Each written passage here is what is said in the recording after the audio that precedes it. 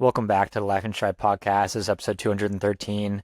So I wasn't planning on doing this episode, but then I saw John Korir just got added to the men's Valencia field, and I was like, okay, like we got to do this episode now. The Valencia race is like just way too juicy now to not talk about. I had to talk about it. So really excited to talk about Valencia and preview that on this episode. The men's and women's race are going to be really fun. There's some really high level athletes in those races and really interesting storylines with some of the athletes as well.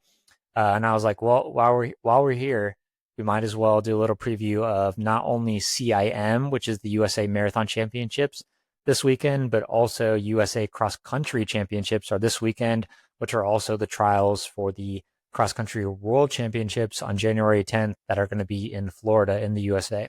So yeah, we previewed 3 races on this episode. I hope you enjoy it. I'm actually really excited for this race action this weekend. So if you enjoyed the episode, please leave a review, drop a comment, share with a friend, and we will catch you. This episode's 213. I'm dropping it before 212. Don't get confused. We'll catch you on 212, which will be the next one. Peace. When we're running through Norton Commons or the Pewee Valley area in Louisville, Kentucky, it's pretty easy to spot Mason Construction Home. The attention to detail, the quality, the stunning design, you can't miss it. It stands out. We aren't just saying that either. Our own co-host Scotty trusted Mason Construction to build his forever home, and he and his family couldn't be happier. Don't tell Scotty this, but we're at his house a lot because we love the home. He's all right too, though.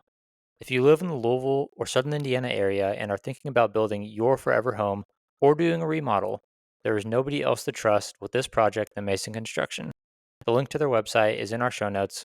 Click on the request information option and start the conversation about what your forever home could look like. All right, welcome back, Life and Stripe Podcast, episode 213.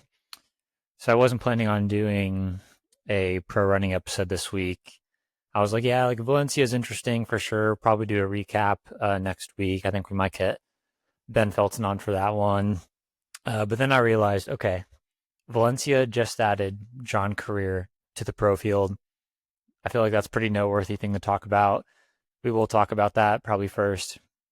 And then there's also USA Cross Country this weekend in Portland, Oregon. It's at the same course, same day as Nike Cross Nationals, is my understanding. So the high schoolers are going to run. Then the USA, the pros are going to run and try to qualify for the World Cross Country team, which is the World Cross Country Championships are in Tallahassee, Florida, in the U.S. for the first time in like over 30 years. So that's really exciting. We got some good names in the field. And then we have CIM this weekend, USA Marathon Champs. We got some friends running in that race. So I was like, okay, well, there's some interesting things to preview actually this weekend. So I am gonna try to do my best to preview these races for you guys, get you a little excited for a some good action this weekend. And a race I probably won't talk about much is the Boston University Indoor 5K is this weekend. So this is the first kind of indoor meet for the NCAA runners that just finished up cross country. Jane Hedegren's going to be there, the BYU freshman superstar. She might break the NCAA indoor record. She might break 14:50 in the 5K, which would be crazy. And I believe Lemon Goal from Alabama, who beat her NCAA's, will be there as well. So that's going to be epic. So make sure you pay attention to those results at Boston University this weekend. And a lot of the top guys are going to be running too. I believe that I think the guy from New Mexico, that one's going to run. I'm not sure though. I'll have to look at the start list, but we won't really preview that. But just a heads up on that race that is happening this weekend as well. Stay tuned for that. All right, we got to talk Valencia first. This is kind of like emergency news. Well, let's talk weather first, real quick, because this might have an impact. Obviously, if you're going to run Valencia, it's a fast course. It's usually pretty good weather. You're going to Valencia to run fast. There's no way around it. There's always pacers. You're going to Valencia to run fast. So the weather's looking like mid 50s Fahrenheit for the race and like sunny. So not horrible, but I wouldn't say like world record conditions either. I would say probably like 45 would be better. But it could be because a lot of the times the East Africans actually run pretty okay in the heat. If you remember in Berlin this year, Sebastian Sawe absolutely crushed it in the heat. Maybe the best marathon performance all time, maybe on the men's side at least. Extremely impressive stuff. So Mid 50s for the East Africans might be perfectly fine. So we could see a world record here, and that's why I felt like I really needed to do this podcast because I people should know there is a chance that a men's world record happens at the Valencia Marathon this weekend with John Korir added to the field. So the other name that like makes this field really interesting is Sisay Lemma. Sisay Lemma is Ethiopian. He won London in 2021. He's 34 years old. He won Boston in 2024. His PR is 201. I think it's like 201.48, 201 high. So we got John Korir and Sisay Lemma. John Korir's PR is 202. Obviously, he won Chicago in 2024, and he won Boston this year in April, and he DNF'd at Chicago this year. So that's kind of important. Like, I think he DNF'd like right around 30K, if I'm remembering correctly. So really, like, probably if he like finished the race and like ran, you know, a couple minutes behind the winner, got second or whatever, he probably like doesn't hop in this race because that's two like pretty close, very hard efforts. So the fact that he like dropped out when he did was good because it was really just like I guess a hard long run for him at that point. So now that opened up the option. I don't know if I mentioned this on a pod or if I was talking to someone about this, but I was like, dude, John Korir, if he's in good shape, he should hop in Valencia because like he only ran like 18 miles or whatever he did, 18, 19 at Chicago. That's just a hard long run. So like his legs probably recovered. He's probably able to hop back in the training pretty quickly. So the fact that John Korir has, gotten back into training and decided, okay, let's like pretty quickly hop back in a race. And he chose Valencia, which is like notoriously a very fast race with a high quality field with Sisay Lemma in the race, a 201 guy. I think John Korir is trying to run pretty fast. I think he's like confident in his shape and he's trying to run fast. If he hopped in this field at the last second, like literally the week of the race, the announcement comes out, John Korir is running. So I think like he's got to probably have some good workouts banked. Unfortunately, he doesn't post on Strava anymore, but I'm sure he had a couple good workouts and he was like, okay, let's give this another shot. So I would love to see the men's world record go down. I'm sure the Pacers are probably going out two flat high, 201 type pace. Because again, you don't go to Valencia just to win. If you're these guys, you're trying to run a fast time. So I'm very excited. John Korir joined this field. Sisay Lemma versus John Korir is going to be epic. So make sure you follow along with Valencia this weekend. Very excited that John Korir joined this race. There's actually a few other notable names in the men's field that I wanted to talk about. Some kind of fun names in here. So obviously Petros from Germany, he just won the Tokyo World Championships marathon in the heat. Had that epic duel on the track, finishing the race. If you remember that, the German athlete, he is a 204 PB. He is in this race, so I would look for him to maybe break his PR and go under 204. That'd be really crazy. That'd be a wicked time for him. Another fun name I saw, Edward Cheserek, the NCAA legend. He has a 205 PB. Look for him to go for a fast time. I would love to see him run 204. He's run a few really fast halves. So I'm really excited to see him in this field. He is still he still runs for Kenya. I know I think, no, I don't think he's based in the US anymore. I heard he's actually training in Kenya. I think he's sponsored by like Hip Run now. And they have like a team set up in Kenya. That's my understanding of Cheserek. But yeah, I always wondered because he lived in the US for so long. I mean, he went to high school in the US too. If you remember, he was like absolutely disgusting in high school. He was so good. And then obviously he was amazing at Oregon. I thought he might try to get his US citizenship, but he's actually still running for Kenya. So excited to see what he does in this race. I think such a mega talent. So I would not be surprised to see him run 203 high, 204. Suguru Sako's in this race. He hasn't been racing a ton. I actually saw him when I was in Tokyo about a year ago in Yoyogi Park. He was just doing some laps. He was going slow, like 9-minute pace with like this kind of like heavier set American guy. I was like, who is that? And maybe it was his agent or something like that. But yeah, I saw him in the park. I was like, whoa, that's Suguru Sako.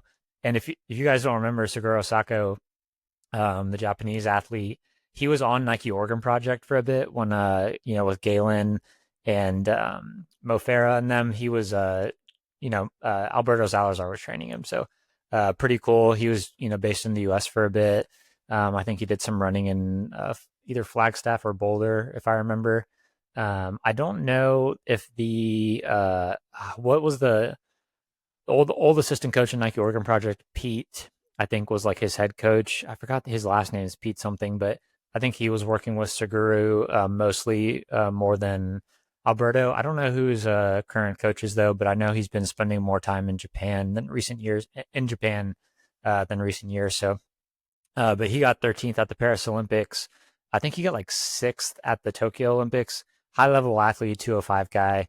Um, Again, you don't go to Valencia unless you're trying to run a fast time. So I'm he's probably like pretty close to PR shape or in PR shape. So I would expect him to run a good race. I'm a big fan of his.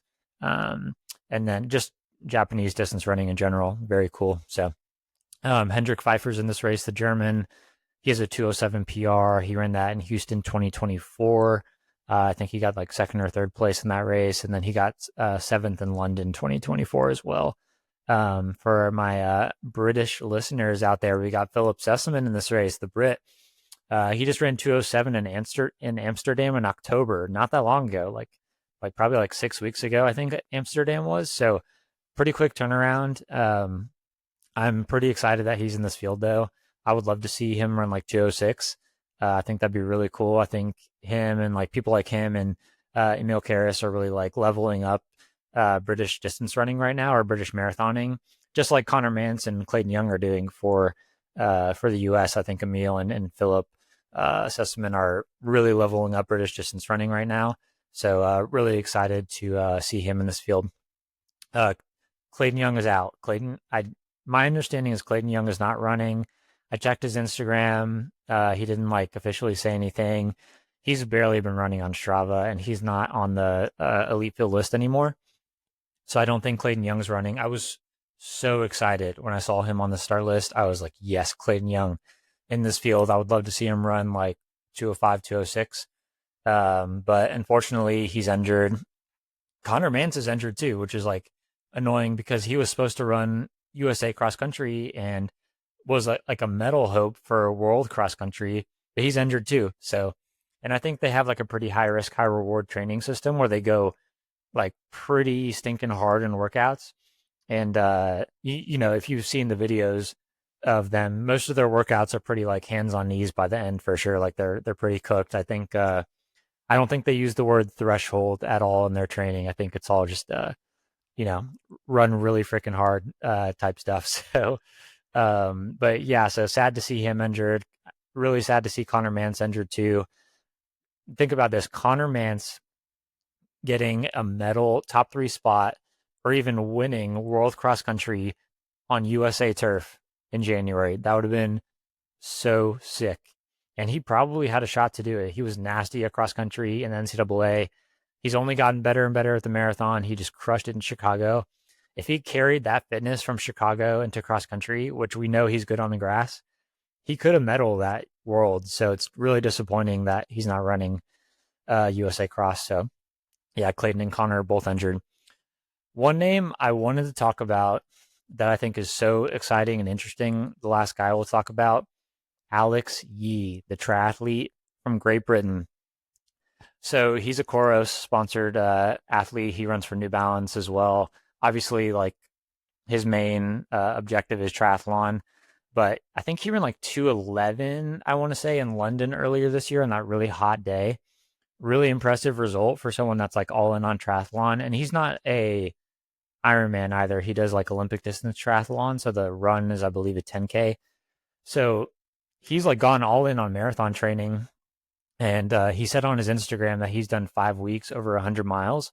So he's in pretty good shape. And he actually posted he did 30K at 301 per kilometer pace.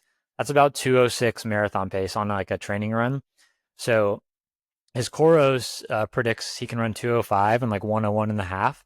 I don't know if it's that far off, like I could see this guy is like a super talent. So would I be stunned if Alex Yee out of nowhere, not out of nowhere, but like the triathlete who's like PRs over 210 runs 205 or 206 at Valencia?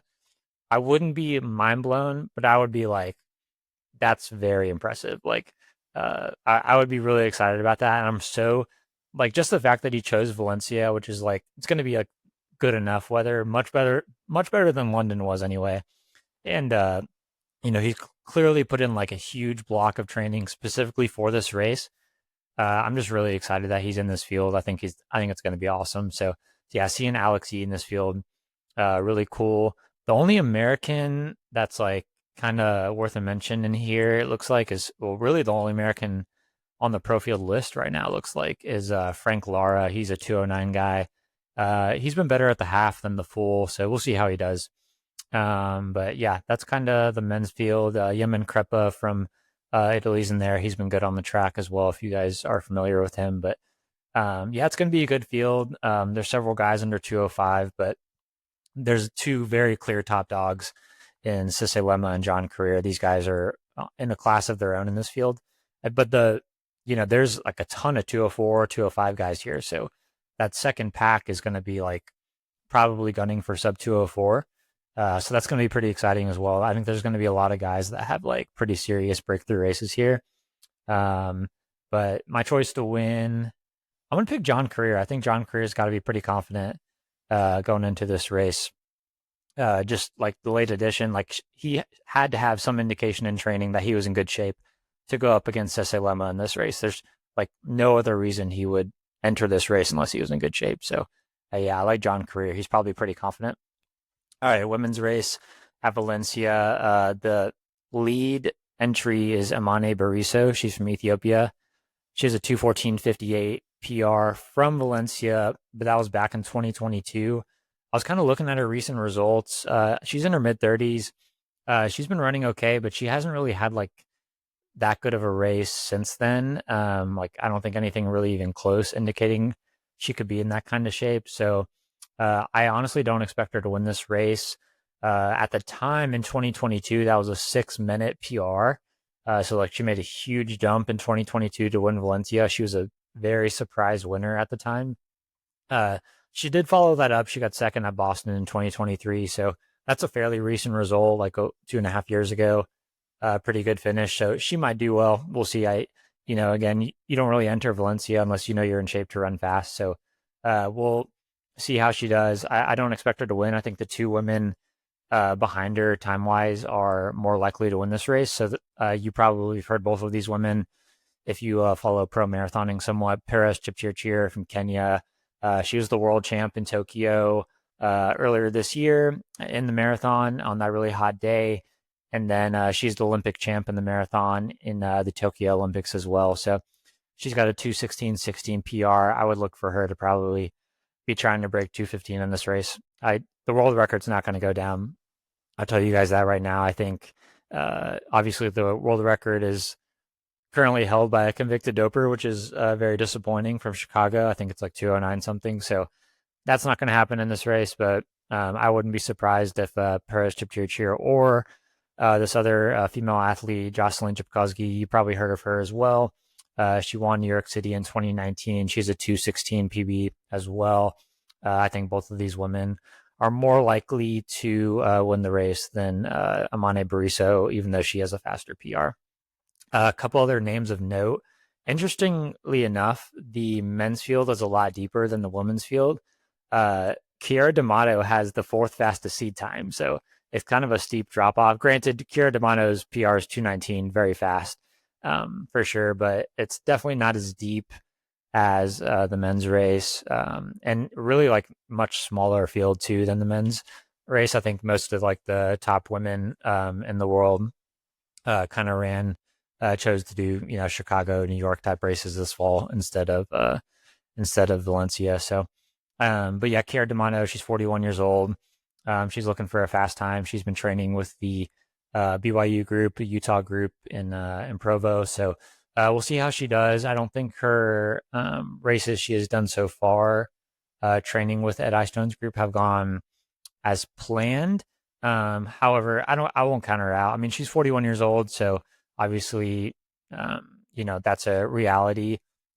She could still run fast. She could still run a PR even if everything's gone well in training at age 41. But yeah, we'll see. I don't know. I mean, again, you don't go to Valencia unless you're not trying to run a fast time, or unless you're yeah, you go to Valencia to run a fast time. So we'll see what she does. I'm curious to see what pace she plans to go out in. Like if she's going to be a little more conservative and just go out in like 70, 71 and just try to break 220 maybe, or if she's like going to want a PR and go out in like 69 type range. 68's too fast, like maybe like 69:30.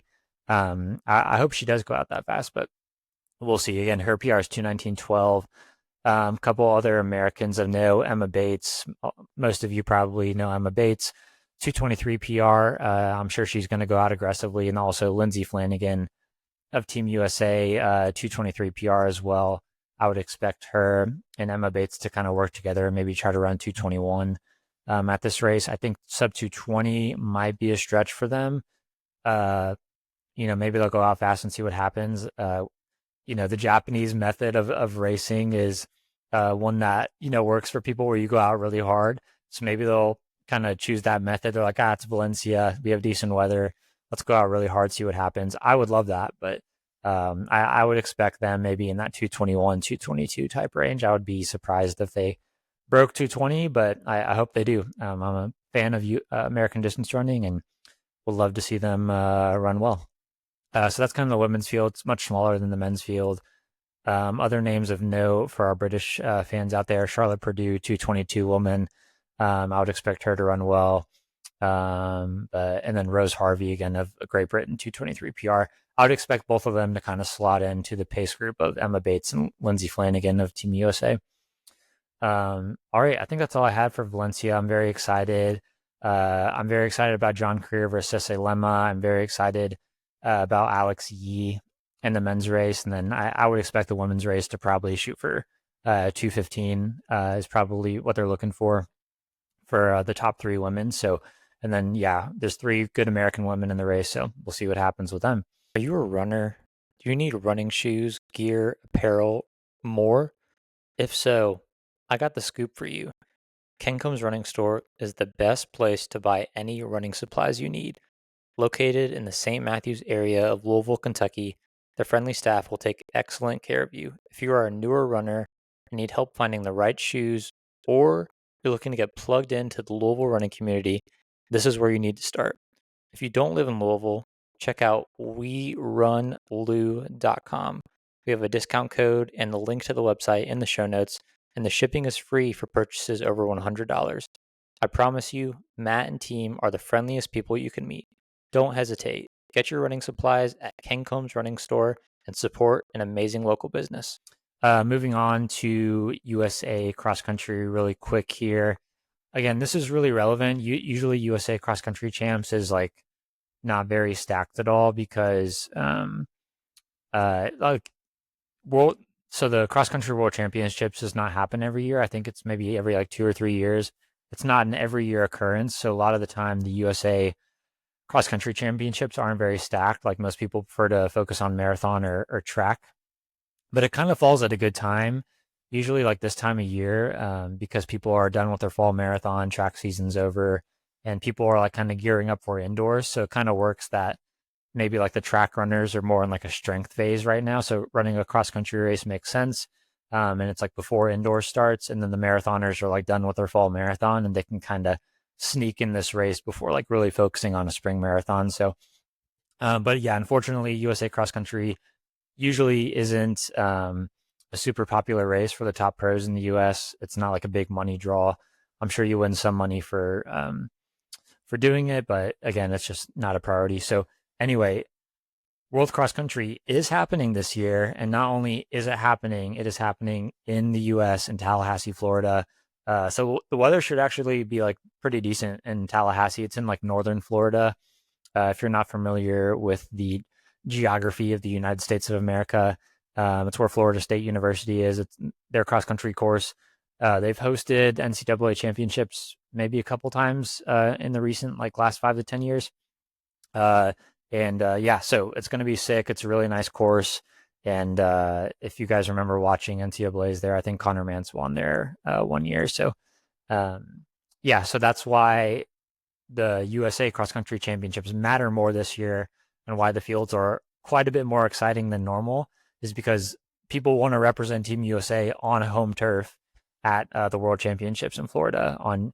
So the World Champs are on January 10th. USA cross country is this weekend though. And kind of an interesting tidbit, I think I mentioned this earlier. Nike Cross Nationals, which is where all the best high school teams in the U.S. compete for the national championship, is on the same course on the same day, and then the pro race, the World XC, trials, the USA uh, championships are on the same race after the Nike Nationals meet. I've been reading online that people are worried because it might rain in It's in Portland, Oregon. It might rain in Portland, so they're worried that like the high school kids are gonna like tear up the course because it's on a golf course. So they're worried like, or it's gonna be like at least like really mushy. If you've I don't play golf much. I mean like, but if you step on a golf course, it's like pretty like it gets pretty mushy if it rains a lot. And like so the worry is these high school kids are gonna like run their cross country race. It's gonna be rainy. They're gonna like tear up the course. It's gonna be absolute mudslide. And then the pros are going to like line up to qualify for the World Cross Country Championships, and it's going to be just like a total mud fest and slip and slide. So we'll see what happens. Hopefully, it doesn't rain much, and that's nothing to worry about. But anyway, so kind of what's going on here is the top 6 earn spots to make the World Championship team for Team USA. So be looking for these people to be battling for top 6 spots. They're both 10K races, is my understanding at this race. And also keep in mind that World Championships, I think they have not only do they have like the main race, I think the men's race might be a 12K and the women's race, they might both be 12Ks. I'll have to confirm that. They're either 10 or 12K at the World Championships. But anyway, so there's like the main race, which is that. And then there's also a 4x2K relay where like the more like miler types, like Ethan Strand has said he's interested, I believe, in doing the 4x2K, the really good miler, Nike miler. He just graduated from UNC last year. So like there will be some top Americans that are maybe more like really like track mid D guys that might do that 4x2K relay at World Cross Country instead of the main race. So keep that in mind as well. But anyway, so this is the main race. They're both 10Ks, is my understanding, and the top 6 earn spots on the team. The men's race, highlighted by Nico Young. Nico Young, 12:45 season best PR. I think he won the Oslo 5K in the Diamond League this year. 12:45 PB, made the World Championships team. He is probably the favorite in this race, but close behind him is Graham Blanks. I'm so stoked that both of them are running. Graham Blanks, 12:48 season best in PR in the 5K. I think he achieved that in the same race Nico Young ran 12:45 in. Pretty cool to see 2 young American guys duking it out at the front of a Diamond League that day. So very excited both of these guys are doing this, are excited to make Team USA and World Cross Country. So we still do have maybe some medal hopes because Graham Blanks was great at cross country too. And Nico Young was too in the NCAA. They're both good cross country runners. So, be looking out for them to make the World Cross Country team. Very exciting. The next name that's kind of significant is Cooper Teare. Cooper Teare he's more of a pure track guy, I would say, like a miler 5K guy. He ran 12:57 in the 5K this year. If you're like a real like NCAA cross country track fan and you like pay attention every year, you will remember at the NCAA championships in Tallahassee when Cooper Teare was at Oregon. There was one year he went out like pretty hard and like lead pack, and he was like literally like hands and knees, I believe, like crawling to the finish, like this totally like collapsed. Like you've seen people at races where like they just go like full lactic or something goes wrong and they're just kind of wobbling and they're getting passed by a ton of people at the end. So he had that experience at Tallahassee when NCAA's was there, and the World Championships are going to be there. So I think he's going to want some revenge on that course. So I'm sure Cooper Teare is motivated to make this team. Some other names of note: Woody Kincaid. He's kind of seems like past his prime on the track recently, but he's in this race. One I'm really excited about, Rocky Hansen. He got second place for Wake Forest at the NCAA championships last week. I'm excited for him to be in this race. He's a great cross-country runner. I think he'll make the team. finished top 6. Sean McGorty, great track runner, 5K, 10K guy for Nike. Parker Wolf, great cross country runner at North Carolina, Nike athlete as well. I think he's training in Flagstaff with Mike Smith's team. Drew Hunter's in this race. Drew Hunter is more of a 5K, 10K guy than a 1500 guy. He's been running good in the 10K too. So I think Drew Hunter honestly might make this team. And I'm a big fan of his. So excited to see it. It's weird seeing him in ASIC stuff though. He was like the Adidas guy for a while for the US, but yeah, weird seeing him in ASIC stuff, but he's been running actually pretty well the last couple of years on the longer stuff. So I think he got 4th in the USA 10K a year or two ago. So anyway, Abdi Nur, really good 5K, 10K guy, trains with Mike Smith's group in Flagstaff for Nike. And then the last name that is notable, Paul Chalimo. I think he runs for Kip Run now, if you're familiar with that shoe brand. I don't even know if they sell shoes in the US. I've never seen a single person in them. I think they're more popular in Europe and Africa. But yeah, Paul Chalimo is in this race. He, again, a little bit past his prime for sure. He's kind of a wild card for me. I could see him making the team, finishing like 3rd, or I could see him like finishing 15th. I don't know. So it's kind of hard to tell what shape he's in. So we'll see. I don't think he was a super factor in track this year, but he did. I mean, he has an amazing track history though, so you can't give up on him. But it's fun to see his name in here. I'm very interested. Some names that I wish were in this field that are not. Connor Mance not in this field is devastating for me. The more I think about it, the more I might cry. I just like imagine Connor Mance in Florida leading world cross country, Team USA across his chest, leading like this like group of like high level African guys in like on home turf. Oh man, that would have been so sick. But we're not going to get that, are we? Because he got hurt. So frustrating. That'd just be so cool to see Mance on home turf snagging a medal at Worlds. So absolutely devastating. A few other names, Joe Klecker. I wish he was running. He is not. He just ran New York. Grant Fisher is not running. He's actually coming off an injury right now, apparently, but he wasn't planning on running anyway. Dude, like if World Cross Country is in the US, like freaking run World Cross Country. But he was injured, but he said he wasn't planning on running anyway. But I'm like, dude, like this isn't going to happen again in your career, So it's just like take advantage of this. But anyway, then Cole Hawker, apparently he's not running either. I don't know if he'd make it. He's obviously, well, I mean, he's the world champ in the 5K, so maybe he would. It's on a golf course, so the USA cross country champ, so not. I don't think it's particularly hilly either, so he could have made the team. All right, that's kind of the men's race. Again, I'm so devastated about Mance. I was really hoping he would run. But I'm still going to tune in. There's some fun names there. Nico Young, Graham Blanks. I'm really excited about both of their prospects at the World Championships. I think they're, if anyone on this list is a lock, it's Nico Young and Graham Blanks. I think there's no way either of them don't make the team. Women's race, main favorite. There's some really fun names in here, actually. Winnie Kaladi, instant favorite, in my opinion. She was absolutely disgusting at cross country in college. She ran in New Mexico. She ran 14:37 in the 5K this year. She is the U.S. half marathon record holder. I think she's going to win this race and quite comfortably. So, and I don't know. She's ran like world cross country type events before for Team USA. I couldn't tell you the year off the top of my head.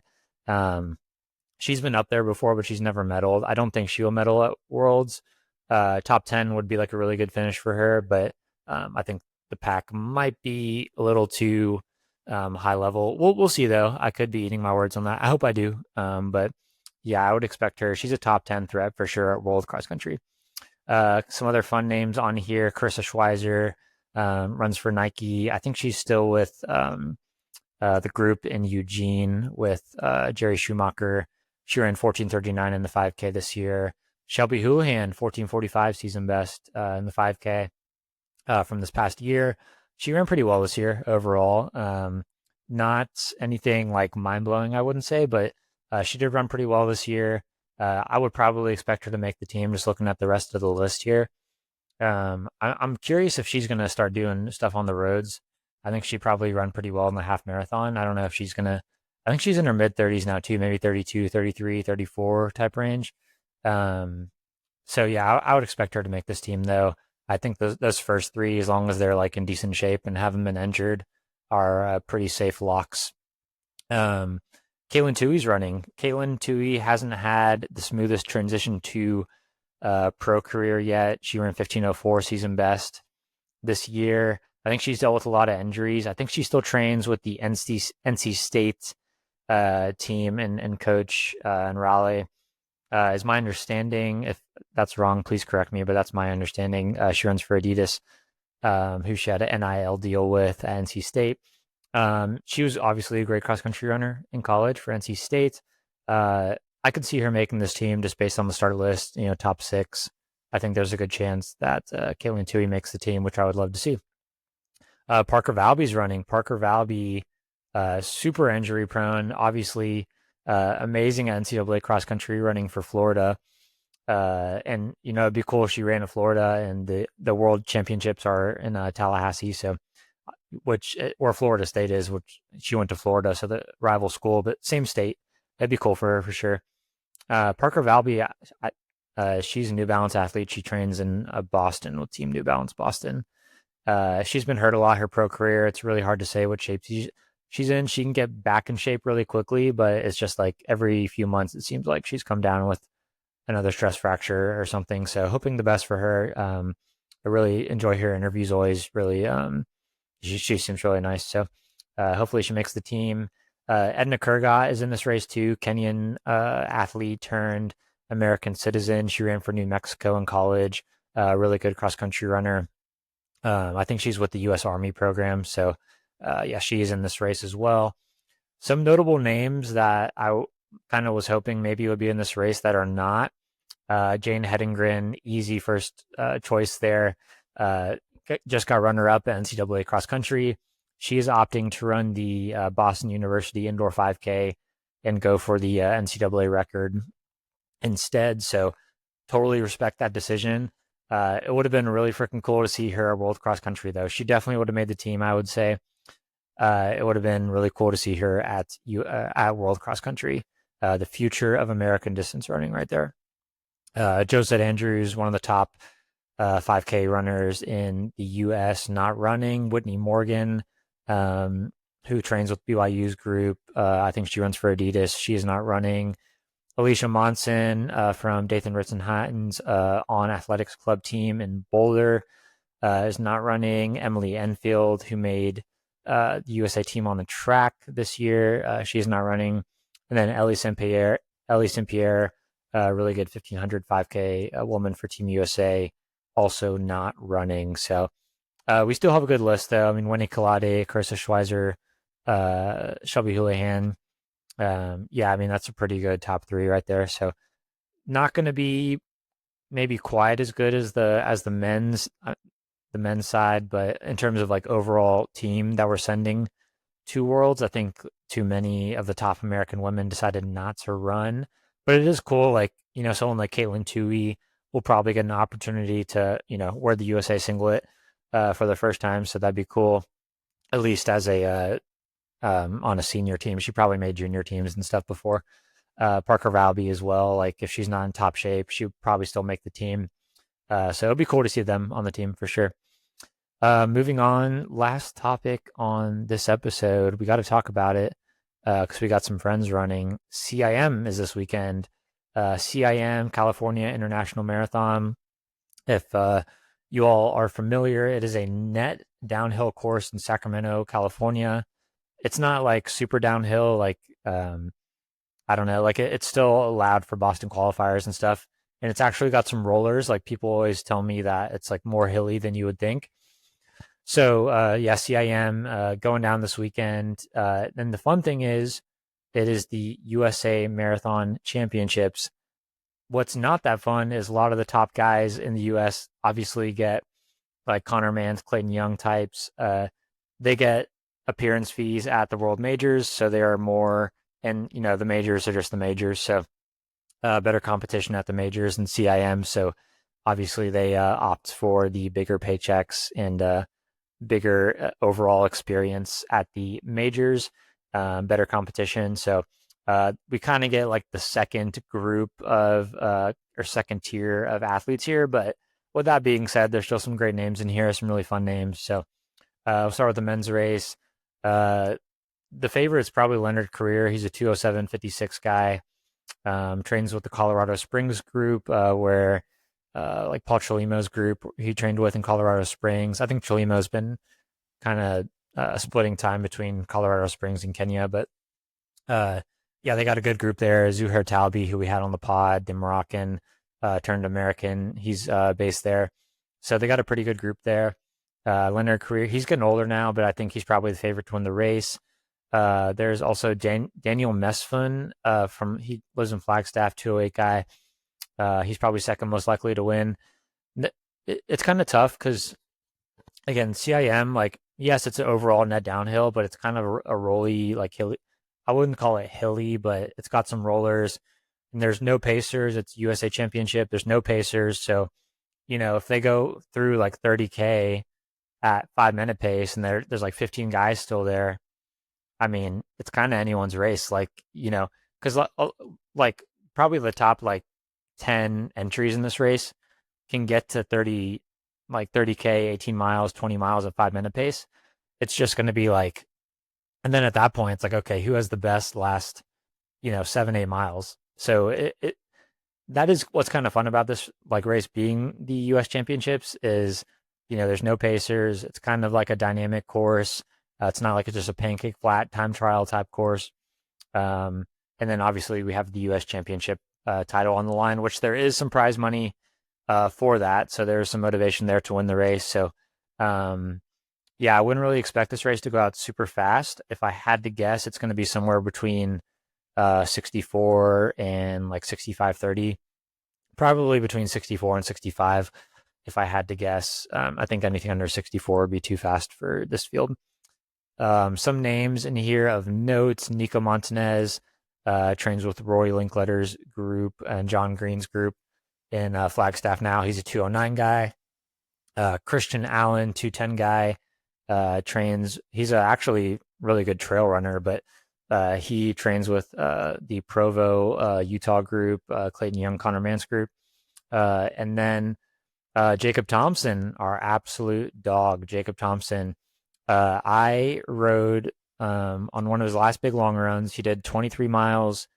I think maybe it was 22 miles steady. He ran like 5:22 or 23 pace. It was like a cut down from like 5:30s, 5:40 to 5:07. He had ran the last few miles in.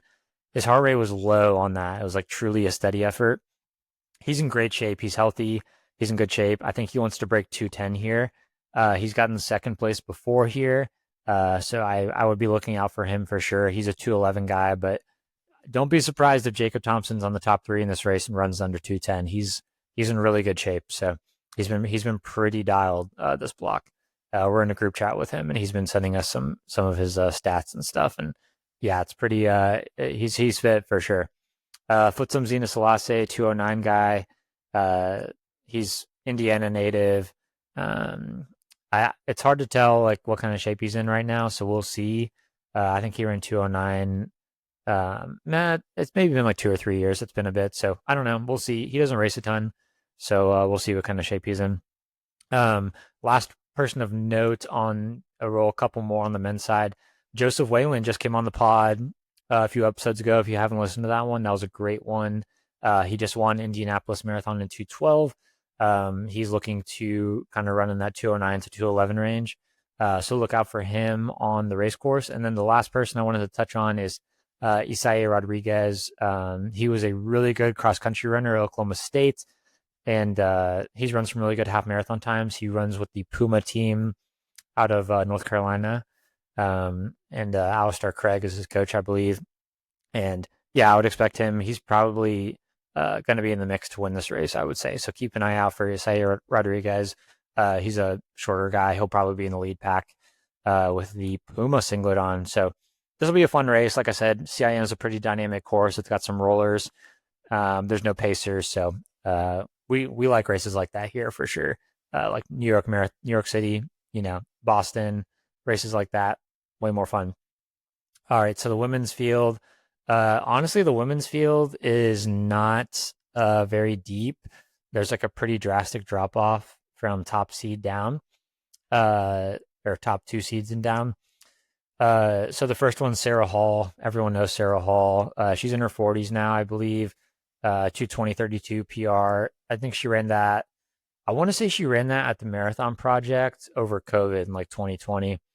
So it's been a while, but she could still win this race knowing the rest of the field here. The second seed is, I'm going to butcher this name, Burik Tayit de Geffa. She trains with the Colorado Springs group, Chalimo's group, Zuhair's group in Colorado Springs. Her PR is 2:21.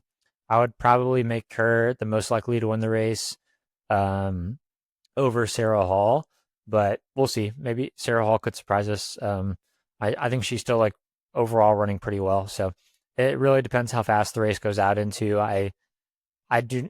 There's two ways the women's race could go. The top two seeds, Sarah Hall and DeGeffa, could go out like pretty hard and just like drop the field from the start and just like guarantee top two, or they might pack up and go through half in like 1:15 and have like half the like 10 to 15 women with them through half. So we'll see. But yeah, the next entry is like, so Sarah Hall 2:20, DeGeffa 2:21. The next highest entry is Jane Barekis 2:29 out of Crestwood, Illinois. So there's like an 8-minute drop off from second seed to third seed. And then there's like just a host of 2:29 to 2:30 women over the next 10. So yeah, not a super deep field. Good opportunity for someone to have a breakout race and get top three at a U.S. championship. So that'll be cool. A couple names of notes down the list here. Monica Hebner and her sister, who we had on the pod, the Hebner twins, are both in this race. Look out for them. Monica's PR is 2:32.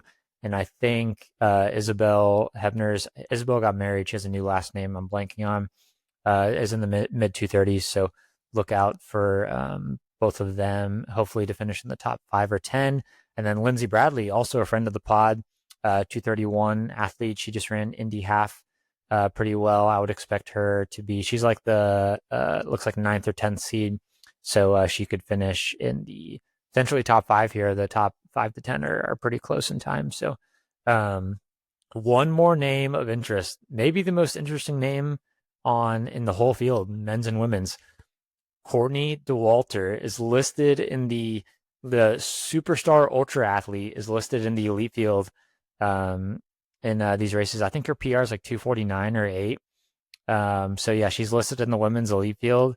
Super interested in how that goes for her. Obviously, she's an aerobic monster. She's like she's so like Courtney Dauwalter is like so good at ultra marathon. Like she would be like, especially in those like longer. I mean, like she crushed. Like she's like better than like most of the ultra men. Like a lot of the like she would be like very competitive with the top men in ultra marathon, especially at certain distances. She is unbelievable. So yeah, I mean, I don't know. Like if she runs under 2:40, I don't know if I'd be stunned by that. I don't know how much marathon specific training she's done. She is huge though. I think she's like gone on Joe Rogan. I want to say she went on Joe Rogan. So yeah, she's been on Nick Bear's pod, Kim Haynes, all that stuff. So uh, she has like a really, and I know this is kind of going down a rabbit hole, but she had this podcast clip I saw, and she said something about because like obviously she wins races by like huge margins, but she's like she pushes herself pretty hard, even though like she's way ahead. She wants to run like good times and stuff.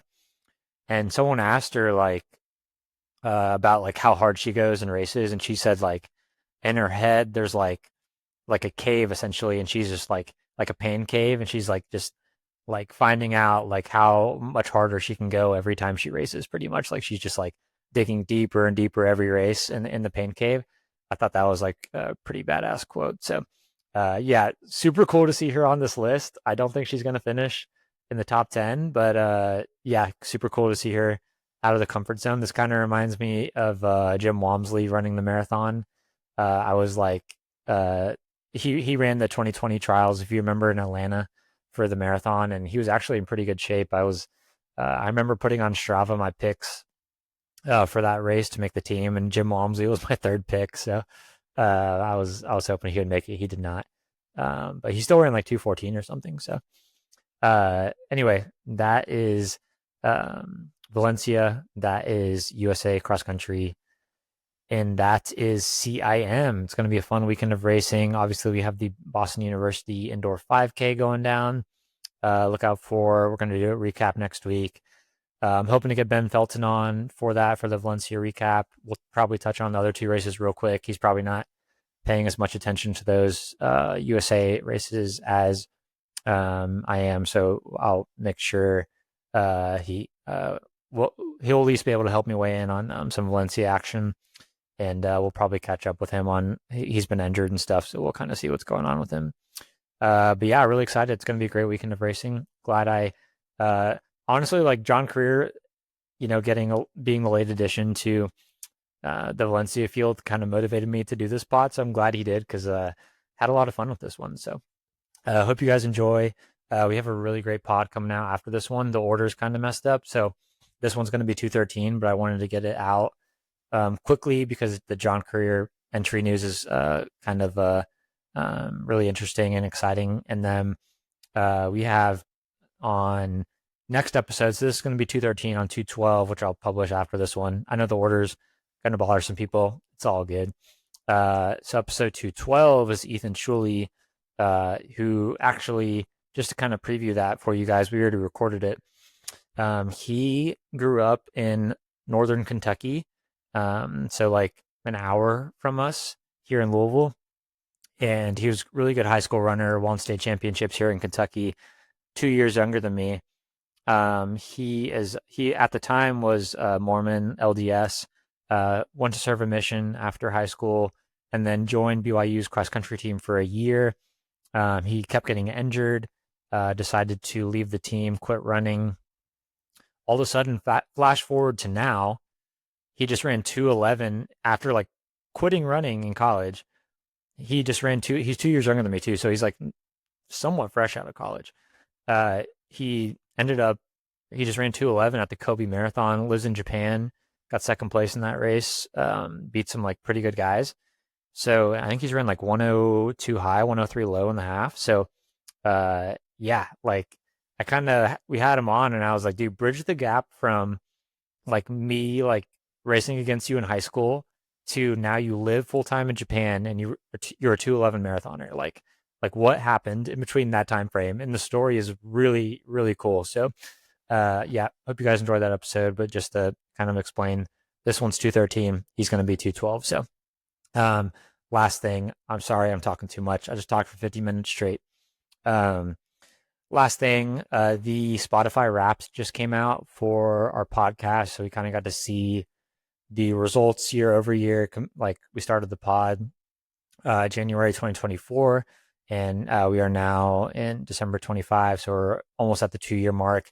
And Spotify does a thing where it shows us, kind of numbers between last year and this year, and honestly, better than I even thought they were. So yeah, the numbers are crazy. The growth has been more than double last year to this year. Some of our metrics are in the top, 99% of, or no, top 1%. That top 99% would be like the worst. But no, we're in the top like 1%. A few like really key metrics on podcasts on Spotify. So really cool to see that and see the growth.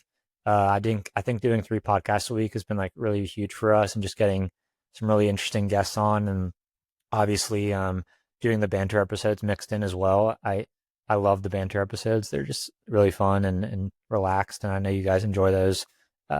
Provide a good amount of laughs on those for sure. So yeah, just thank you. Honestly, mind blown by what's been going on with this podcast last year. The fact that I've been able to go full time this year. I never would have expected that with coaching and doing this. So yeah, just thank you. I was like looking at those numbers this morning, and I was just like, I wasn't about to cry or anything. Come on, like I was eating my yogurt this morning, just looking at it. But like, so I'm gonna say I got emotional, but I was not like tearing up. Let's make that clear. I'm not crying in the club or anything, but like, I was looking at it and I was just like, wow, like this is crazy, because we always say we started this as a joke, and like it truly like we're just like, like no one's gonna listen to this. We used our AirPods the first episodes.